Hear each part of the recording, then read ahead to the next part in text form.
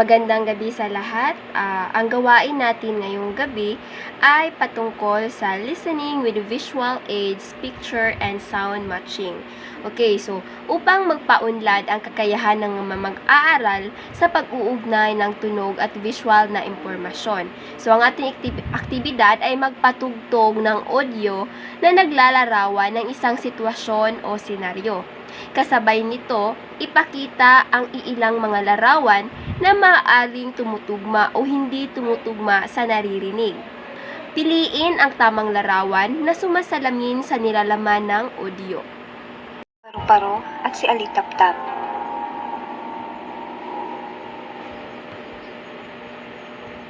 May isang paru-paro na pinaglaruan ng isang batang lalaki. Iniwan niya itong nakabaligtad at kakawag-kawag sa damuhan. "Saklolo, tulungan ninyo ako." Tumaan si Langgam at narinig ang sigaw ni Paru-Paro.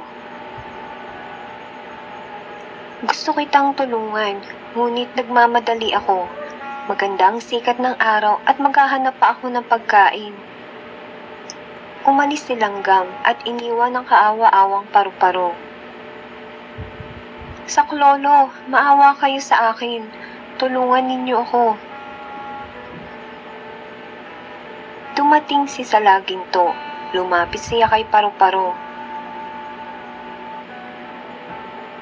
"Gusto kitang tulungan, ngunit hinihintay na ako ng aking mga anak, kaya't kinakailangan ko nang umalis." Umalis si Salaginto at muling naiwan ng kawawang Paru-Paro. "Saklolo, parang awa na ninyo. Tulungan ninyo ako." Dumating si Gagamba. Lumapit siya kay Paru-Paro. "Gusto kitang tulungan, ngunit pagagandahin ko pa ang aking bahay. Mangunguha pa ako ng sapong." At umalis si Gagamba. "O bathala, tulungan po ninyo ako. Didilim na at magsisitulog na ang kasama kong kulisap. Wala nang sa akin ay makakakita." Pagod at gutom na si Paru-Paro. Napaiyak siya. Nang pahirin niya ang kanyang luha, ay may napansin siyang papalapit na pakislap-kislap na liwanag. "Naku, bakit ka nandyan? Napaano ka at kawag ka ng kawag?" "Sa aking paghahanap ng nektar sa mga bulaklak ay hinuli ako ng isang batang lalaki. Pinaglaruan niya ako at iniwan niya akong nakabaligtad dito. Hindi ko kayang tumindig na mag-isa upang lumipad. Maaari bang tulungan mo ako?" "Aba, oo, sandali lang. Tatawag ako ng makakatulong ko." Ilan pang sandali ay dumating ang maraming alitap-tap. "Maraming salamat sa inyo. Kayo ang sagot ni Bathala sa aking dalangin." Okay, so yun nga ang kwento natin na pinamagatang si Paru-Paro at si Alitap-Tap. Inaasahan ko na naintindihan niyo ang kwento na aking pinatugtog. So ngayon ay magpapakita ako ng mga larawan na may kaugnayan sa ating kwento. At ang sasabihin niyo lang ay tama kung ang larawan ay nasa video na aking pinatugtog, at mali naman kung wala. Okay, so ngayon magsisimula na tayo. Okay, tama ka nga, Michelle, na ang sagot sa unang larawan ay tama. Kasi si Paru-Paro ay nasa kwento na aking ipinatugtog. Siya nga ang ating pangunahing tauhan na siyang binabaliktad ng isang batang lalaki, kaya hindi na siya nakalipad at marami na ang nakadaan sa kanya, ngunit hindi siya tinulungan, katulad lamang nilang Langgam, Salaginto at Gagamba.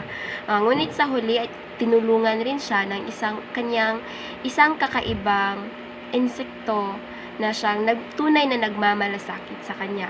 Okay, so dadako naman tayo sa pangalawang larawan.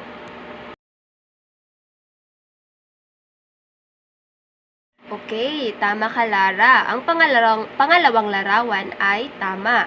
Kasi si Ali Taptap ay nasa ating kwento rin. Siya din ang tauhan sa ating kwento sapagkat sa huli, siya ang tumulong ni Paru-Paro na makalipad muli.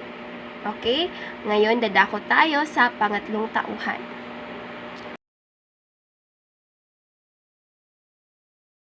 Tama, isang lampara.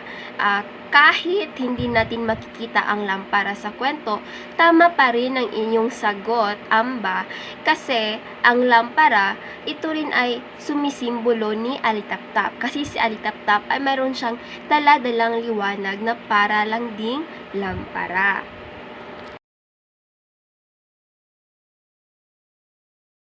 Okay, so ang susunod na larawan ay ang punong kahoy.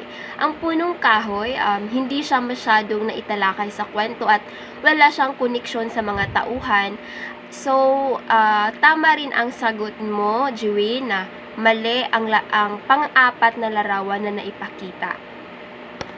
Okay? So, maraming salamat sa inyong mga kasagutan.